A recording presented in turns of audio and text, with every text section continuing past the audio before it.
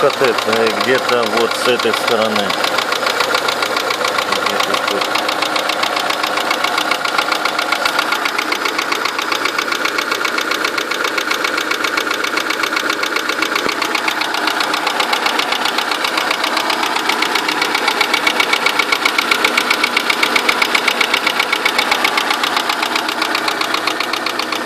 Такой вот неестественный.